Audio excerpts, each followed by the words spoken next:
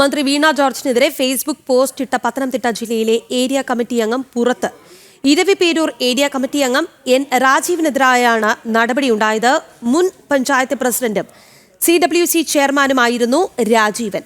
തരം താഴ്ത്തിയത് വള്ളംകുളം ലോക്കൽ കമ്മിറ്റിയിലേക്കാണ്. ഇതോടൊപ്പം Elanthoor local committee അംഗം ജോൺസണെയും 3 മാസത്തേക്ക് സസ്പെൻഡ് ചെയ്തിട്ടുണ്ട്. വിവരങ്ങളുമായി മിഥുൻ മുരളിയാണ് ചേരുന്നത്. മിഥുൻ, ഇത്തരത്തിൽ രാജീവിനെതിരെ നടപടി എടുക്കുമ്പോൾ അതിന് നൽകുന്ന വിശദീകരണം എന്താണ് മിഥുൻ?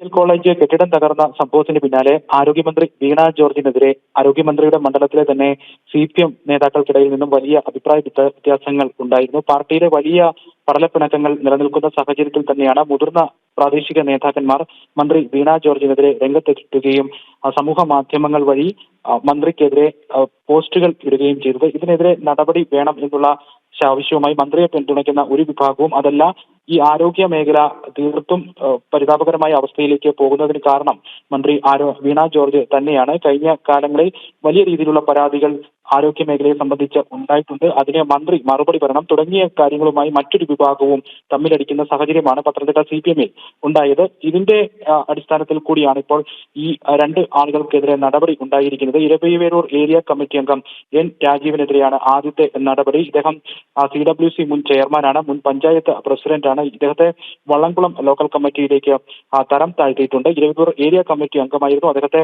വള്ളംകുളം ലോക്കൽ കമ്മിറ്റിയിലേക്ക് തരം താഴ്ത്തി മാറ്റിയിരിക്കുന്നു. അതോടൊപ്പം തന്നെ മറ്റൊരു നടപടി ഉണ്ടായിരിക്കുന്നത് ഇലന്തൂർ ലോക്കൽ കമ്മിറ്റി അംഗം ജോൺസണെതിരെയാണ്. ജോൺസനെ 3 മാസത്തേക്ക് സസ്പെൻഡ് ചെയ്തിട്ടുണ്ട്. ഇവർ രണ്ടുപേരും സമൂഹ മാധ്യമങ്ങളിൽ നടത്തിയ പരാമർശങ്ങൾ മന്ത്രിയെ വ്യക്തിപരമായും ഒപ്പം ഈ ആരോഗ്യ മേഖലയെ തന്നെ വിമർശിക്കുന്ന തരത്തിലുള്ളതായിരുന്നു. അത് പ്രധാനമായിട്ടും ഈ രാജീവൻ പങ്കുവച്ച സമൂഹ മാധ്യമ പോസ്റ്റ് മന്ത്രി ഈ സംഭവം ഉണ്ടായി തൊട്ട് പിന്നാലെ തന്നെ ആശുപത്രിയിൽ ചികിത്സ നേടിയതിനെ പരിഹസിച്ചുകൊണ്ടുള്ളതായിരുന്നു.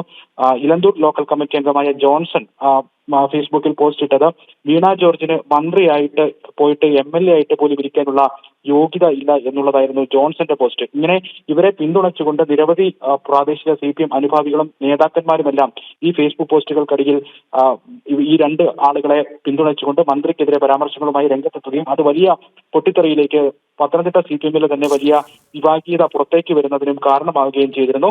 എന്തായാലും 2 പേർക്കെതിരെ ഇപ്പോൾ നടപടി ഉണ്ടായിരിക്കുന്നു. ആരോഗ്യ മേഖലയിലെ പരിതാപകരമായ അവസ്ഥ മന്ത്രി വീണ ജോർജിനെതിരെ തുറന്ന് സംസാരിച്ചതിന്റെ പേരിലാണ് ഇപ്പോൾ 2 പ്രാദേശിക CPM നേതാക്കൾക്കെതിരെ നടപടി ഉണ്ടായിരിക്കുന്നത്.